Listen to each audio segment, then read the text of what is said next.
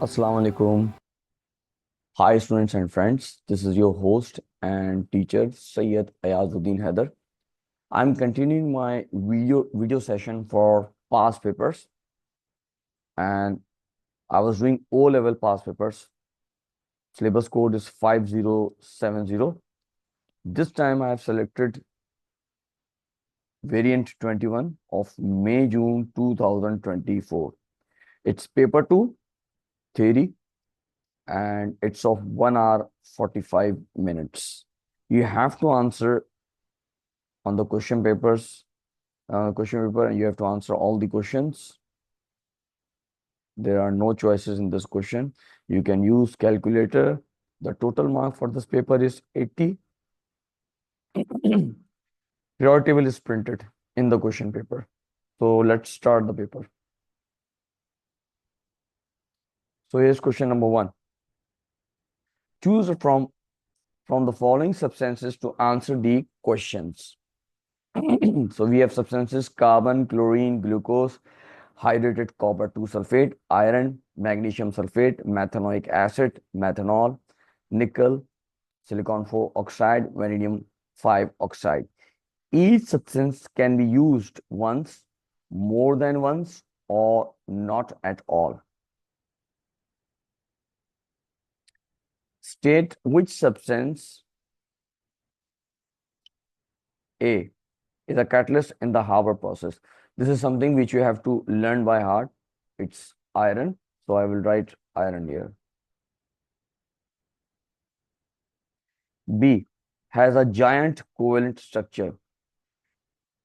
So if you look at the list, here it is. It's silicon 4 oxide. So we will write silicon 4 oxide.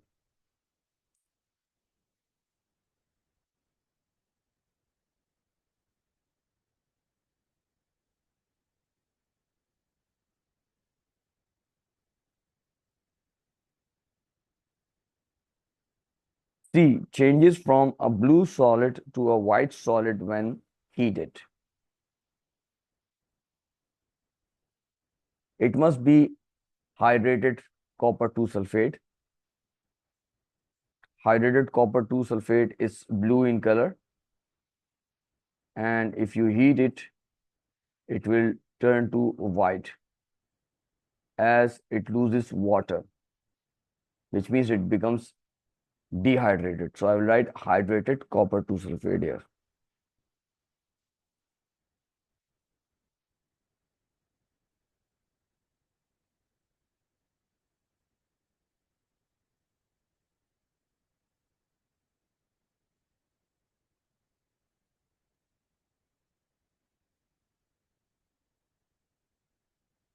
D removes taste and odors during the treatment of domestic water supply. If you look at the list, here's the top carbon. Carbon is used to remove taste and odor. So I will write carbon here. Part E has the empirical formula CH2O. Empirical formula is the simplest formula.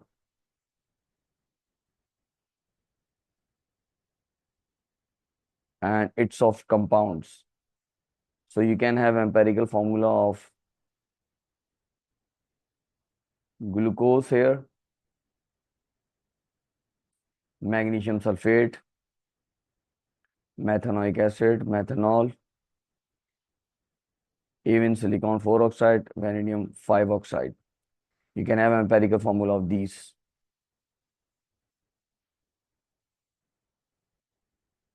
So glucose, the formula of glucose is C6H12O6.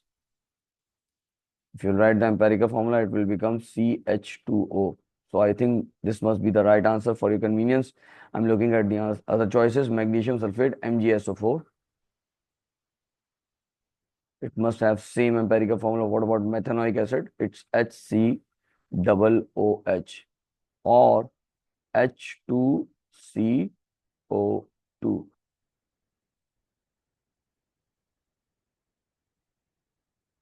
so it can't be the correct answer. Methanol, CH3OH or CH4O. Silicon 4 oxide, SiO2. Same. Vanadium 5 oxide is V2O5. So glucose must be the right answer for this one. Glucose का आप देखें empirical formula CH2 ही है, सो I will write glucose है. Number 2, calcium carbide CaCO2 reacts with, question number 2, calcium carbide CaC2 reacts with water to form a flammable gas ethine C2H2 and calcium hydroxide. A, construct the symbol equation for this reaction. इस तरह के question बड़े आसान होते हैं. इसमें आपके पास reactants के फॉर्मूले दिए हुए. कैल्शियम कार्बाइड का फॉर्मूला है CaC2, तो आप लिख दीजिए CaC2 प्लस वाटर. वाटर का फॉर्मूला आपको पता है H2O, और ये प्रोडक्ट बता रहा है फ्लेमेबल गैस बना रही है. इसका फॉर्मूला इसने दिया है C2H2 and calcium hydroxide. Calcium hydroxide का फॉर्मूला क्या है? कैल्शियम ग्रुप 2 में इसकी +2 वैलेंसी होती है. हाइड्रोक्साइड आयन इज OH, तो यहाँ पर फॉर्मूला प्रेडिक्ट कर लेते हैं CaOH. ये +2 है, ये -1 है, तो चार्ज इग्नोर कर दीजिए. चार्जेस 2 हो जाएगा या 1 हो जाएगा. अब इन वैल्यूज को आप स्वैप कर दीजिए, so you will get CaOH whole twice. तो यहाँ लिख दीजिए आप +CaOH होल ट्वाइस. ये फाइनल फॉर्मूला आ जाएगा. Part B, calcium carbide is ionic. Deduce the formula of the carbide ion.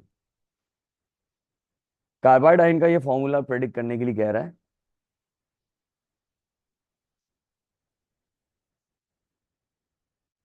यानी कि C2, कैल्शियम कार्बाइड में C2 इज द कार्बाइड. अब ये फॉर्मूला आप कैसे प्रेडिक्ट करेंगे? ये आपके पास CaC2 है.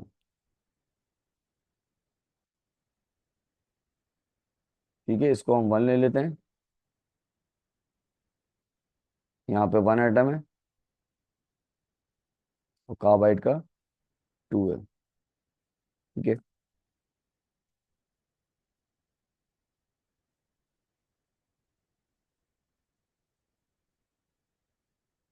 यहाँ पे 2 एटम्स हैं कार्बाइड के,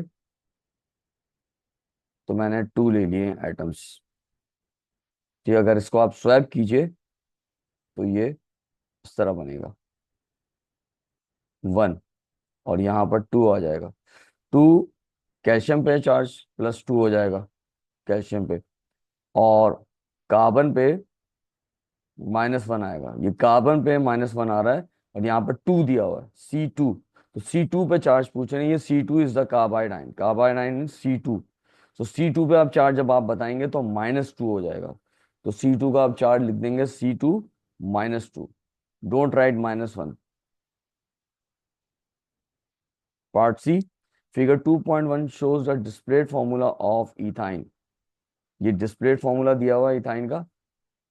इथाइन जो है वो एक अनसैचुरेटेड हाइड्रोकार्बन है. Ethyne is an unsaturated hydrocarbon. Number 1, explain why ethyne is a hydrocarbon. ये पूछ रहा है हाइड्रोकार्बन क्यों कहते हैं इथाइन को? क्योंकि इसके अंदर सिर्फ कार्बन और हाइड्रोजन है. Contain carbon and hydrogen only. Number 2, suggest why ethyne is unsaturated. अगर आप इथाइन को देखें गौर से, इसके अंदर ट्रिपल बॉन्ड नजर आ रहा है मुझे. कार्बन कार्बन के दरमियान जो ट्रिपल बॉन्ड है. ये कह रहा है कि इथाइन जो अनसैचुरेटेड क्यों है. अब आप लिखेंगे does not contain carbon carbon single bond. Does not contain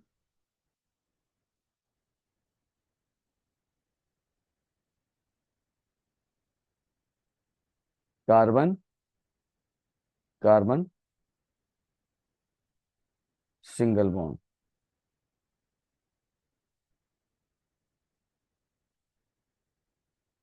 इसमें और क्या आप स्टेटमेंट दे सकते हैं? इसमें आप दूसरा स्टेटमेंट जो दे सकते हैं वो कंटेन अ ट्रिपल बॉन्ड, ये भी लिख सकते हैं आप, contains a triple bond.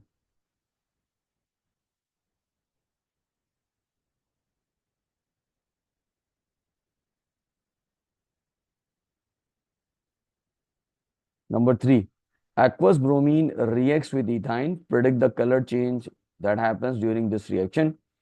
Bromine is used to check the unsaturation and जो कलर चेंज होता है उसमें ऑरेंज या ब्राउन से कलरलेस हो जाता है, तो आप लिख देंगे ऑरेंज और brown to colourless. Number 4, draw a dot and cross diagram to show the electronic configuration in a molecule of ethyne. Show only the outer shell electrons. आपको इलेक्ट्रॉनिक कॉन्फ़िगरेशन शो करनी है मॉलिक्यूल ऑफ इथाइन में। ये हमारे पास formula है ethyne का, ये formula मैं नीचे बना लेता हूँ तो हमें आसानी हो जाएगी इसका डॉट एंड क्रॉस डायग्राम बनाने में। ये H bond C triple bond C bond H की शो कर लेते हैं। यहाँ पर हमारे पास कार्बन है और हाइड्रोजन है। कार्बन को हम डॉट से शो कर लेते हैं और हाइड्रोजन को हम क्रॉस से शो कर लेते हैं। याद रखिएगा हर बॉन्ड जो है दो इलेक्ट्रॉन्स को शो कर रहा होता है, तो इसका मतलब है दो कार्बन के दरमियान जो है 6 इलेक्ट्रॉन्स हैं, जबकि कार्बन और हाइड्रोजन के दरमियान 2 इलेक्ट्रॉन्स हैं। सर्कल बना लेते हैं, कार्बन नंबर 1, कार्बन नंबर 2, सी हो गया, दूसरा सी हो गया, ये हाइड्रोजन आ गया राइट साइड पे and this one hydrogen here. Hydrogen के इलेक्ट्रॉन हम शो करेंगे क्रॉस से, ये हो गया हाइड्रोजन के electron. What about carbon? For the right one 1 2 3 4, left वाला कार्बन 1 2 3 4। तो ये इसकी final dot and cross diagram हो जाएगी। Okay, moving to question number D, part D. The equation for the complete combustion of ethyne is shown. The reaction is exothermic. ये reaction जो है वो एक्सोथर्मिक है। D1 में क्या पूछ रहा है? Explain using ideas about bond breaking and bond making why this reaction is exothermic. Common statements आ जाएंगे बॉन्ड ब्रेकिंग और बॉन्ड मेकिंग के। Bond breaking takes in energy या energy absorb to break bond.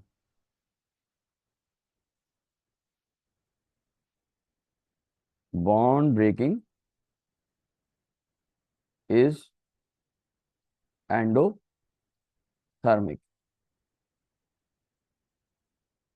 और energy absorbed to break bond. दूसरा statement क्या होगा? दूसरा स्टेटमेंट आप देंगे बॉन्ड मेकिंग का। बॉन्ड मेकिंग जो है वो एक्सोथर्मिक है। बॉन्ड मेकिंग इज एक्सोथर्मिक और energy released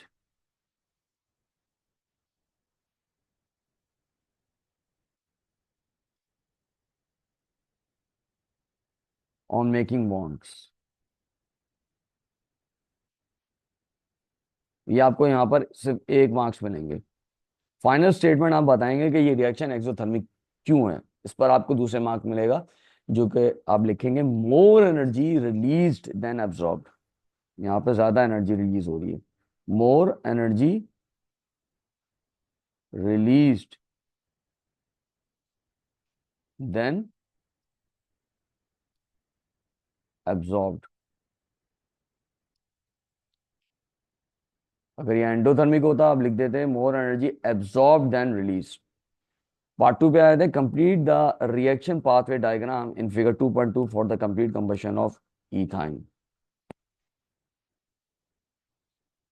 label the reactants products, enthalpy change of the reaction delta H, activation energy EA। ये आपके पास एक्स एक्सिस और वाई एक्सिस दिए हुए हैं। एक्स एक्सिस पे आपका प्रोग्रेस ऑफ रिएक्शन है, वाई एक्सिस पे आपके पास एनर्जी है। एक्सोथर्मिक रिएक्शन है, so product must be at the low energy state than the reactant. ये रिएक्टेंट आपका आ जाएगा, ये लाइन होगी रिएक्टेंट की और ये होगी लाइन प्रोडक्ट की। और एक एनर्जी हम शो करेंगे, विल शो द एनर्जी हम, ये हो गया आपका एनर्जी हम फॉर एक्सोथर्मिक रिएक्शन। और ई ए जो है इसमें वो ये हो जाएगा एक्टिवेशन एनर्जी, इसको आप ई ए लिखेंगे, ये एक्टिवेशन एनर्जी। और जो एनर्जी चेंज है डेल्टा एच वो होगा ये डेल्टा एच। रिएक्टेंट्स और प्रोडक्ट शो कर देंगे। रिएक्टेंट क्या है आपके पास, 2C2H2, 2C2H2 प्लस 5O2। और आपके पास आ जाएगा प्रोडक्ट साइड पे 4CO2 plus 2H2O।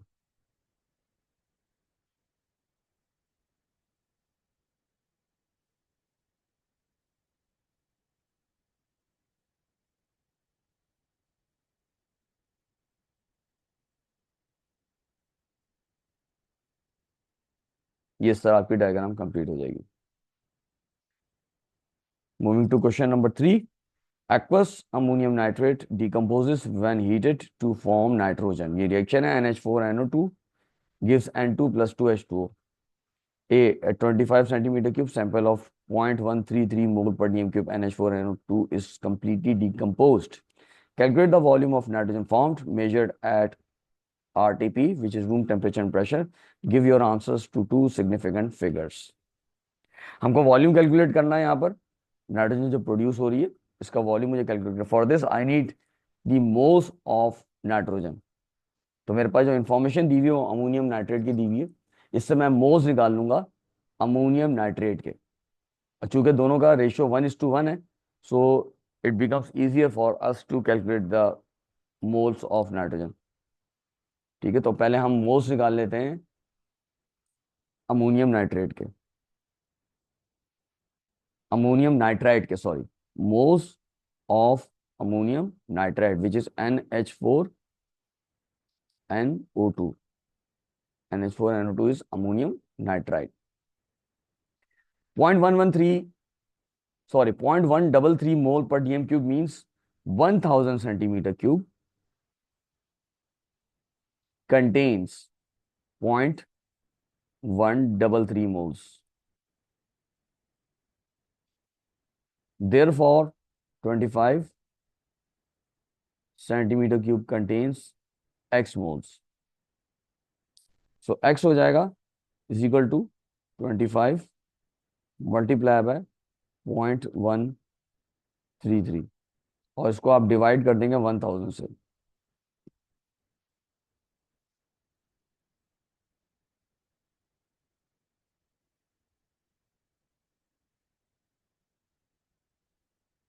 Twenty five multiply by 0.133 divided by 1000, ये हो गया 0.003, 0.03325 मोल्स आ जाएंगे।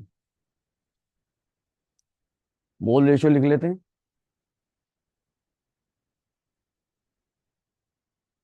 NH4NO2 और ये N2।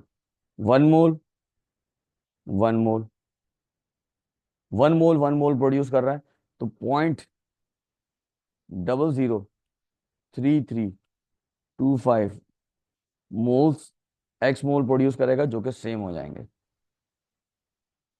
अब वॉल्यूम निकाल लेते हैं। वॉल्यूम के लिए हम इसको सिंपली मल्टीप्लाई कर देंगे, हमें आंसर डीएम क्यूब में चाहिए तो हम 24 से मल्टीप्लाई कर देंगे। हमें पता है 1 mole of any gas, 1 mole of any gas occupies a volume of 24 dm cube at RTP। RTP is room temperature pressure.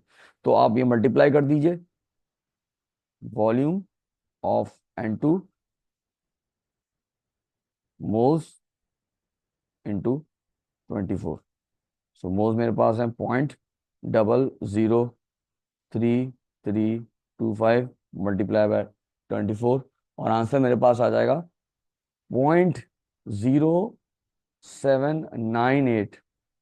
इसको हम राउंड ऑफ कर लेंगे तो आंसर हो जाएगा 0.08 DMQ। पार्ट बी पे मूव करते हैं। Part B, describe and explain the effect of increasing the temperature on the rate of this reaction.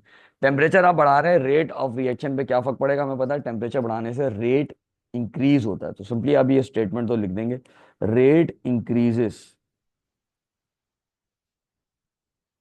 एक स्टेटमेंट तो ये आ गया आपका। आप इसके बाद मजीद क्या स्टेटमेंट लिखेंगे? मजीद स्टेटमेंट में आप लिखेंगे बिकॉज पार्टिकल्स ने ज्यादा एनर्जी गेन की, पार्टिकल्स हैव मोर या gained particle gained kinetic energy because particles have more or gained kinetic energy। दूसरा स्टेटमेंट आप क्या दे सकते हैं इसमें? दूसरा स्टेटमेंट आप रेफर करेंगे एक्टिवेशन एनर्जी का, या फिर सक्सेसफुल कोलिजन की बात कर सकते हैं। And more particles have more successful collisions.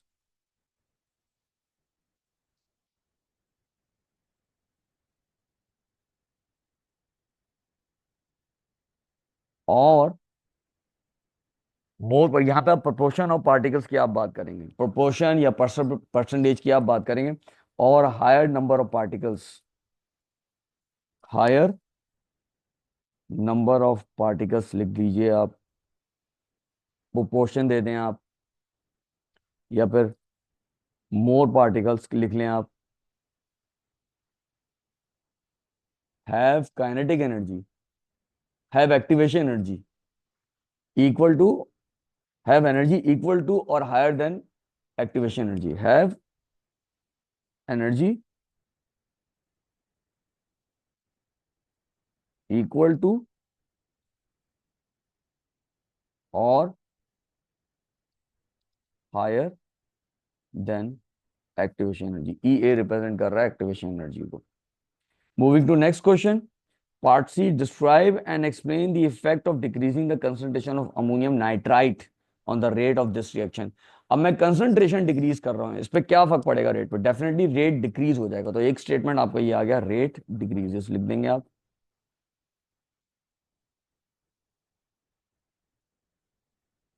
दूसरा आप क्या स्टेटमेंट दे सकते हैं? रेट डिक्रीजेस की जगह आप ये भी लिख सकते हैं, reaction is slower, reaction slow हो जाएगा।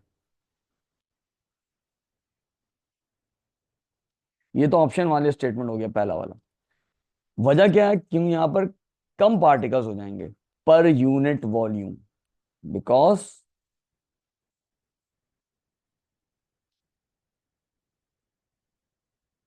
There will be fewer particles per unit volume.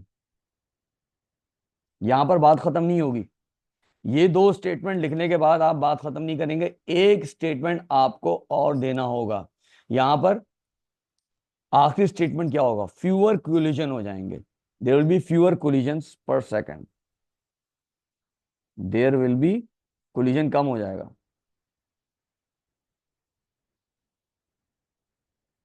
Collisions per second. या फिर फ्रीक्वेंसी ऑफ कोलिजन की बात करते हैं, और लोअर कोलिजन फ्रीक्वेंसी, और लोअर कोलिजन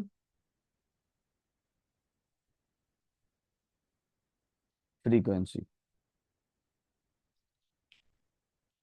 पार्ट डी पे आ जाते हैं। One way to measure the pH of aqueous ammonium nitrite is to use a pH meter। एक तरीका है पीएच मालूम करने का एक्वस अमोनियम नाइट्रेट का, कि हम पीएच मीटर यूज कर लें।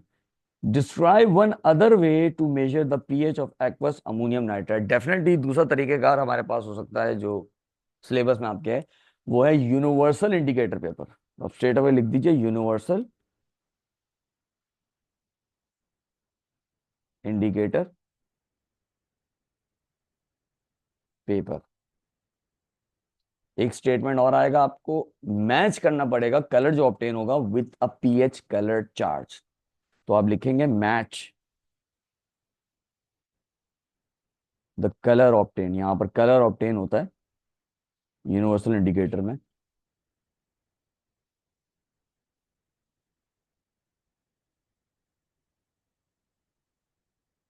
With a pH colour chart. इससे आप कंपेयर करेंगे। Moving to next question, which is question number 4. Potassium iodide Ki is an ionic solid composed of a lattice of potassium ions and iodide ions. A, explain why potassium iodide has a high melting point. Potassium iodide का high melting point क्यों है? Straight away यहाँ पर 1 mark का question है। Strong attraction की आप बात कर देंगे। Strong attraction between positive and negative ions. Between positive and negative ions. Part B पे आ जाते हैं। Describe how potassium atoms and iodine molecules react to form potassium ions and iodide ions. Use ideas about electron transfer. यहाँ पर potassium atom जो loose करेगा electron, और iodine molecule जो है इलेक्ट्रॉन गेन करेगा। Potassium is a metal group 1 में, और आयोडीन जो ग्रुप 7 में, इट्स अ नॉन मेटल। तो लिख देते हैं हम potassium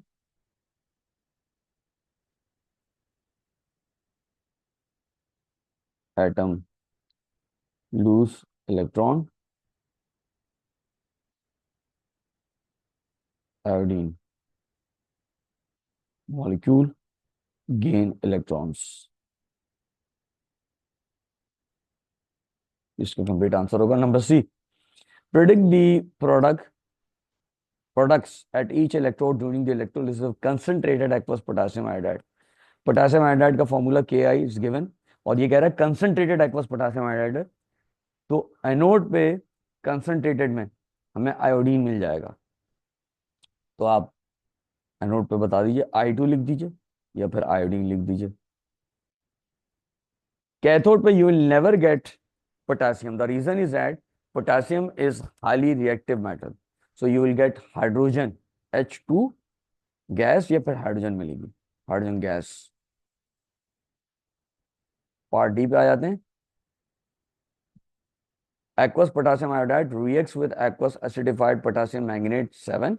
Suggest the color changes that happen during this reaction. Potassium iodide जो रिड्यूसिंग एजेंट है, ये रिडक्टेंट है, जबकि पोटेशियम मैग्नेट जो है वो ऑक्सीडाइजिंग एजेंट है।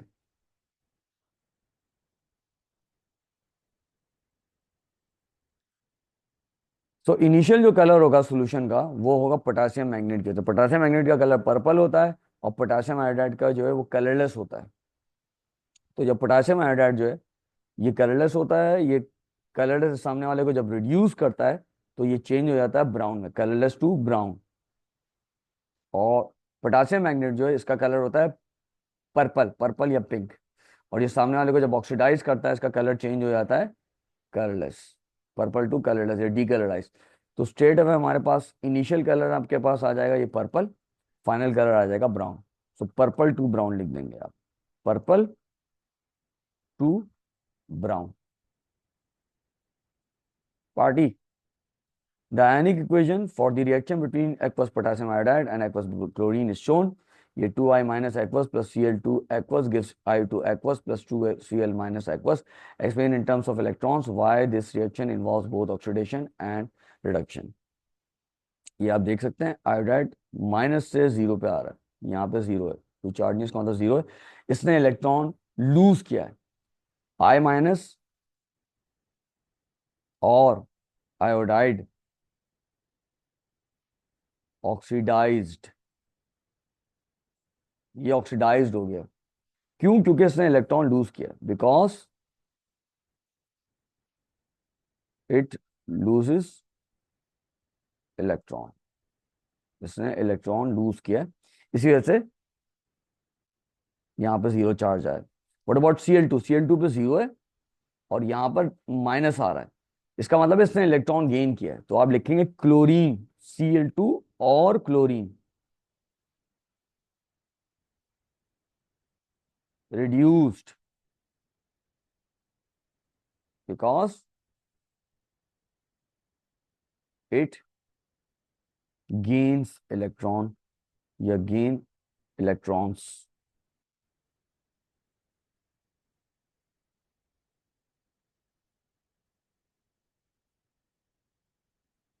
Thanks for watching.